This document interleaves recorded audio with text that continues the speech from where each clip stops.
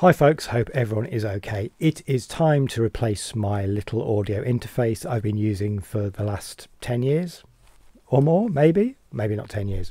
But this has done me some good service, but it's time to retire it and get something new, slightly bigger. Let's take a look now.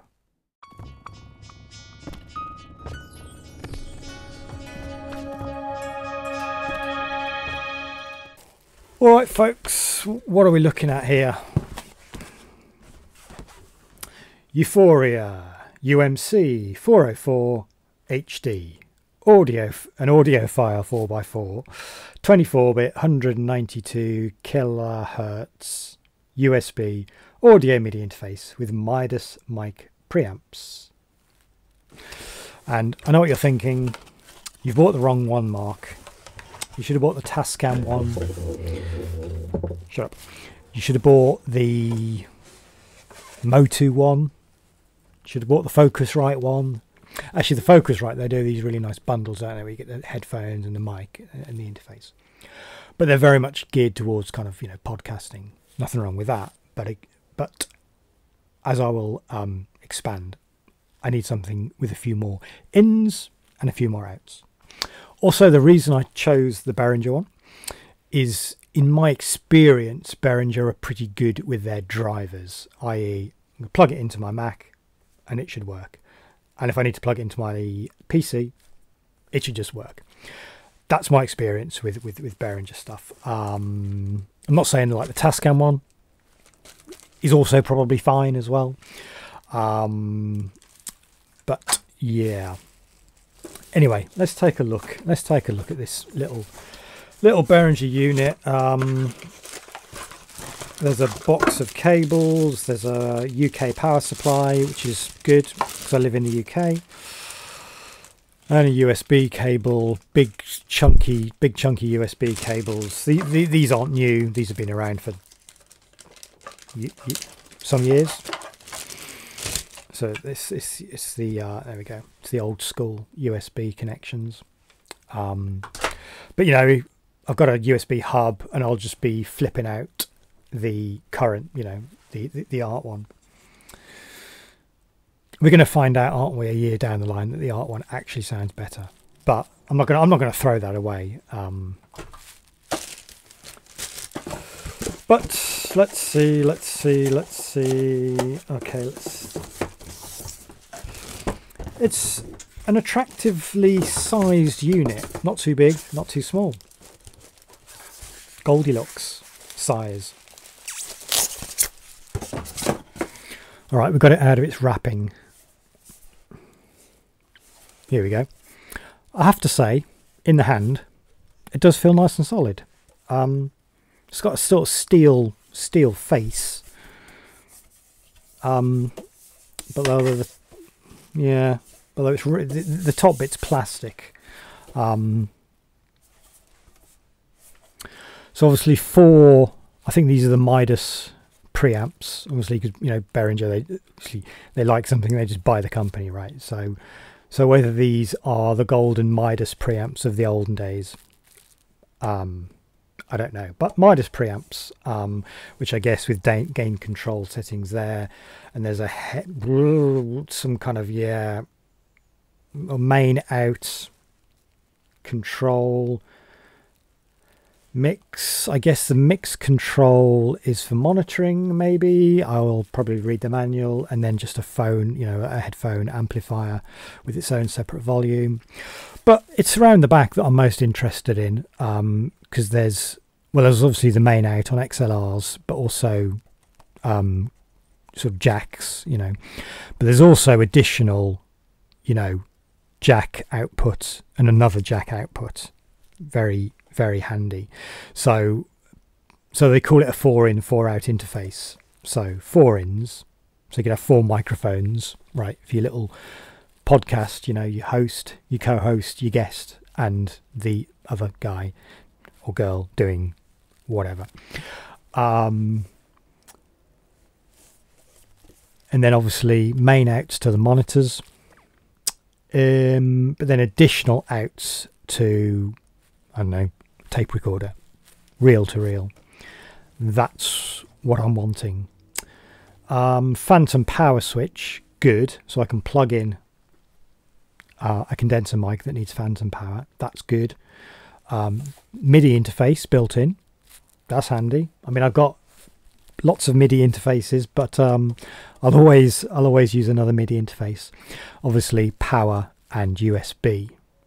So I'm old enough to remember the days of Firewire interfaces, and Firewire being the way to go. I think now, you know, people, the industry has settled around USB or USB 2, if not higher, as a way of transferring audio. So I guess USB 2, with having 4 separate audio inputs, is enough. We'll see. Maybe the latency is horrible. Let's plummet in somewhere, find a place and do some testing. Alrighty. The audio you're hearing is the Behringer. Let's take these off because I can. So I shut down Reaper, powered it up, plugged the USB into my hub, reopened Reaper. This is coming through a bit hot. Reopened Reaper, and it recognised that there was a new device straight away. Well, it actually tried to find the old one. So I just had to set the new device, and it was like literally 3 seconds, 4 seconds. Went to my channel, chose line 1, plugged in this mic. So this is a AKG Perception 150. It's a lovely kind of percussion mic. Plugged it into channel 1 down there. Just bung my headphones into the main volume, and yeah, works great. Works great. The gain setting on the sort of channel is quite high, although I can see that the audio is coming in quite hot, so it's probably set a bit too high. When I was exploring the back, I did forget to mention that it also has insert points, so you could I'm going to pour tea everywhere. You could wire in a compressor. This is, yeah, the FMR audio little compressor. This is really nice. Or a reverb or a delay unit. So like the Lexicon, for example. So that's interesting as well. Yeah, let's try this with some instruments. So far, so good. Okay, I just wanted to do some testing. Now I've got lovely, nice 4 inputs on the little box up there. So it's I've sort of mounted it on a shelf above everything. And so I've basically got the main outs of my mixer, these 2 guys here, going into 1 and 2. Boom, boom. And then in number 3, I think we have got the Model D. And in number 4, up there, all the way over here, is the Neutron. And yeah, what's nice about this is that because I'm using sort of inputs over here, it frees up the desk, albeit my humble little desk over here. So that's cool. So I can sort of have a bit of tidiness here.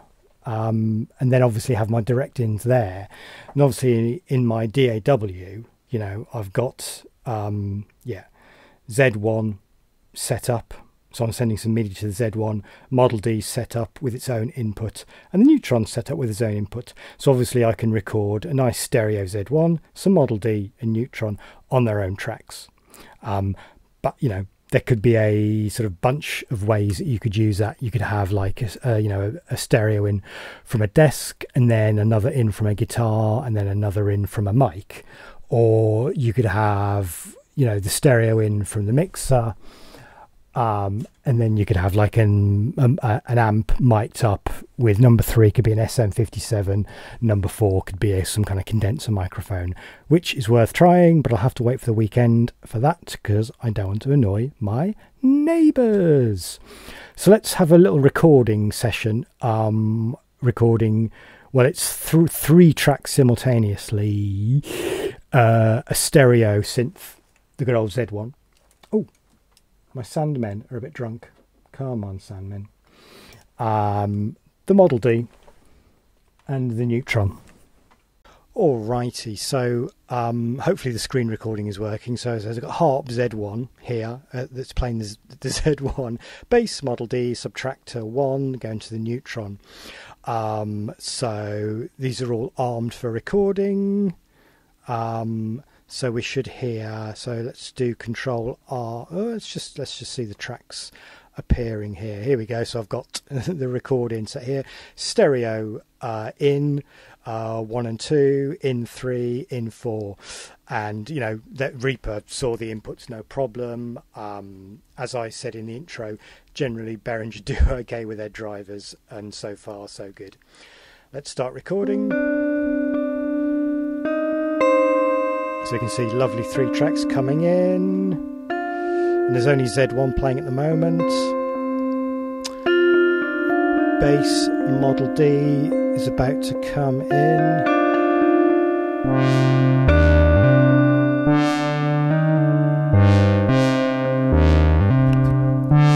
Nice and hot, isn't it? Almost too hot.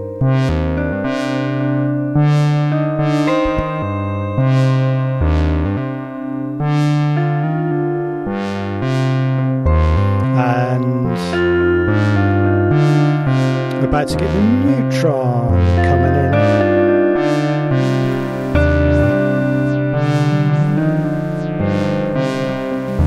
Look at that.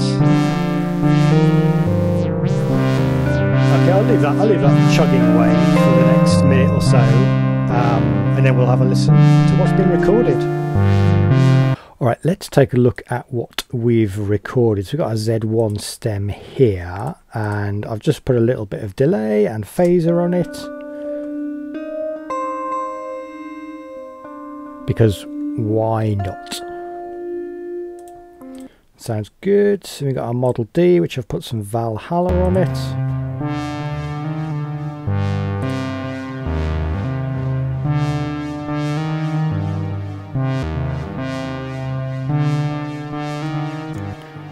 All sounds very nice. And then we've got our Neutron that I recorded, that I've just put a bit of glitchy effect on that, and some microfuse, which is kind of delay and reverb, which sounds like that. Very, very odd. Oh, it's glorious, isn't it? Glorious, glorious weirdness. So all together, that all sounding very nice indeed.